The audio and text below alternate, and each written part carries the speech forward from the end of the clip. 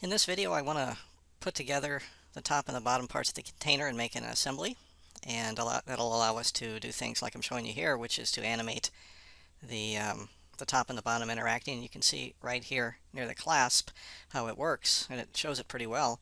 So it comes down here, and then it starts to interfere with each other, the clasp tip and the bottom. But since we know that the top here is flexible, it'll get out of the way, and then it'll pop back in and clasp on there. So that's a pretty useful thing to analyze. So if we make one of these ourselves, we can use these tools to help us understand what's going on or make sure it works. I have it on translucent appearance. So let me go back to shaded. And another thing we can do is if after I put this together, let me take it back down here, I can come here and I can choose interference detection and then grab the assembly, and where you see red here is where the two parts, the top and the bottom, are interfering with each other. They're trying to occupy the same place at the same time. So if I move up a little bit, let's see, I think I need to do it again. Interference, grab it. Oh, there's still a little bit of interference there. So this is also a useful tool to understand how parts that interact with each other work. So let me come here, and if I go to this mate, this Revolute mate that we're going to create in a minute, I can reset it, and now there shouldn't be any interference. Yeah, so when we put it together in its default state, there isn't any interference, so it should be okay. Okay, let's put this thing together. So let's go plus, create an assembly, and we'll first insert the bottom here. If you click on the first piece, and if you just bring it out into the area here, and then you don't click here, but you click the green check mark, it'll place it at the origin. Remember, in an assembly, one part has to be fixed, so let's fix the bottom here. So it's fixed. You can tell because it has the little this little symbol here, so it can't be moved. And let's put in the top, so I'll click there, here. Now it needs to be reoriented so it can be attached better. So let's turn it 90 degrees here. Okay, so there it is. Let's now turn it 90 degrees this way. And yeah, so that's kind of where it should be. All right. Now what we want to do is use a mate up here, not the fasten mate, which we've been using for a static connection, but we want to use the Revolute mate. That'll allow rotation about a single axis. So if we come here, and this is a little tricky, what I want to do is come over here, and I want to put it on this face, but I want it to be right in the middle. So how do I do that? I got to move it around a little bit. There, I think it kind of goes to the center there with the blue right there.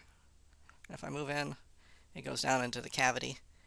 But let's see, right there. So I'll click there, back out, and I want that to be attached right. Let's see. The fact that that thing is round kind of complicates matter, but I think, yep, click right there. Before I accept that, let me Shift 7 it so I can see how it came together. And I think that's right. So let me take it. And let's see how it looks. So if I go to the top view, you can see that I've got this kind of a big spacing here and no spacing here. So I think it did attach correctly, but what I need to do is shift the yellow top up a little bit. So if you look back at the plans, you'll notice that these are 10, and the hinge, the blue hinge, and this part here is 10.5. So what I think I need to do is offset, let's see, 0.5, and that should shift it up. Oh, not 0.5Q, how about just 0.5? 0.5, and it's a negative 0.5 because you can see that it went, let me put 5 in there to show you what happens there. So okay, that shifted it way over there. We need to go minus 0.5, tab, and I think that is correct. So if you look at the gaps in there, we have a little bit of a gap there, and also we have a little bit of a gap there, so I think that's what I want. So shift 7, and I think that worked. Okay, let's check for interference. So come here, interference detection, select the whole thing. Okay, no interference, that's good. Let's animate it. Right click on the Revolute Mate, animate. Let's go, say, to, I don't know, 110 degrees. And the lower I make this number, the faster it'll go. So let me just make it 150. And so it goes up to 110 degrees and back. And so that seems to be working okay. All right, so that's good. How about the interference detection if I move this up a little bit? So you can see it looks like it is interfering.